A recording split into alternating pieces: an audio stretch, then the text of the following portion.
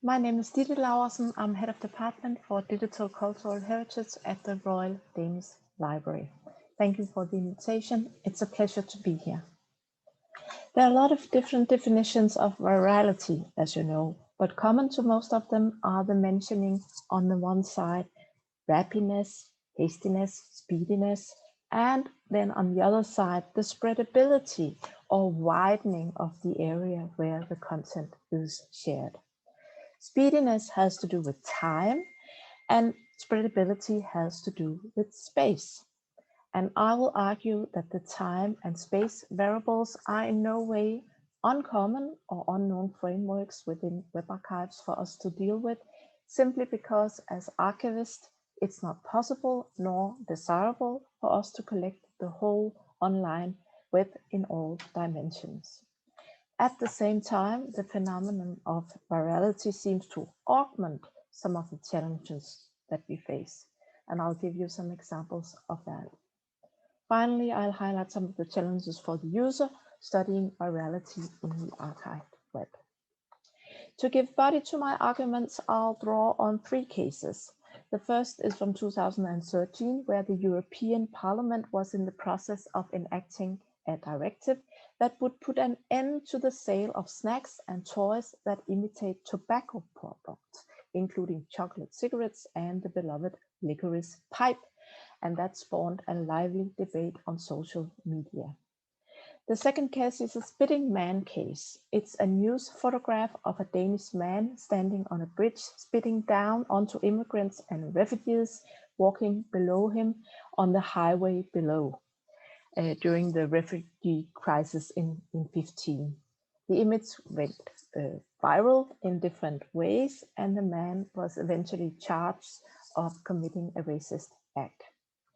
The last case is the television show Song Context Voice, which had a Facebook wall page, which went red hot during the night of the final, with a lot of users interacting with the site and with each other at the same time. So each of these cases are research projects in their own right, and I'm just referencing them to illustrate my points on virality. So the challenges for the archive.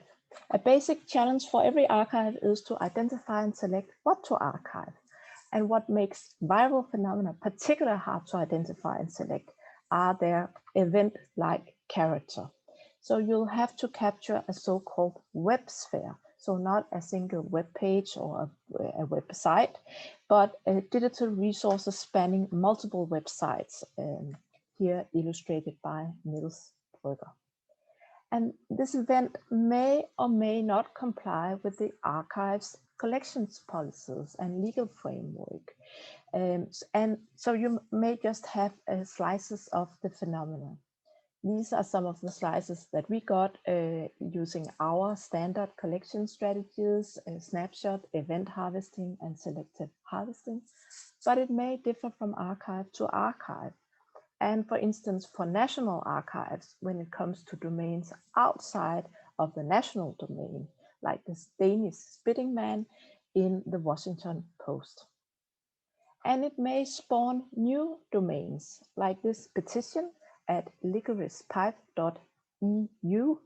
Again, as a curator, you'll have to be on your toes because these domains pop up and they'll disappear again. And very often, many forms of communication are dominant. So multiple users contributing makes the phenomenon evolve in unpredictable ways on the web. So here are examples of memes on Instagram and Twitter as many-to-many communication. And finally, viral phenomena are not planned. You cannot plan for a refugee crisis or for the rise of a new community advocating for a licorice shower. And then we can add the time variable. So during the song contest final, there was a new comment every 20 seconds. And we only know that because we screen filmed it while it was happening. But normally we would not capture the development minute by minute and the micro activity at a Facebook wall. And this also has to do with the tools available. So the tool we are using can actually be scheduled to perform a harvest every 1 minute. But in practice, this is not possible because one crawling job has to be finalized before another one can start. And the poor curator has to deal with variety over time. So the change in activity level. So 8 hours earlier, there were no activity on the Facebook wall, and no curator is able to monitor the development of a viral activity this closely and be on watch all the time. And finally, the curator will always be too late by the time that something has gone viral. So the data will be retrospective and the curator will be reactive rather than proactive. So what are the implications for the users? The user will get no full picture because not all sources are kept. This is not uncommon for web archives, but it is intensified or reinforced when it comes to viral phenomena. And sources are not tagged with virality or linked, so you have to rely on search tools. And even if you have full text search, the spitting man was not called the spitting man to begin with, so how do you find him in the archive? And even if you have image search, you can upload his picture to search for his pictures, but you will only get bit identical pictures and not all the mean variations, for instance. So the tools are great, but all tools also have limitations. And finally, historicity.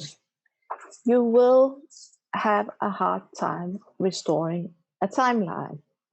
You will encounter temporal inconsistencies since elements are captured different points in time and sometimes even in the wrong order. And high activity is likely only captured selectively, and that also may screw your results.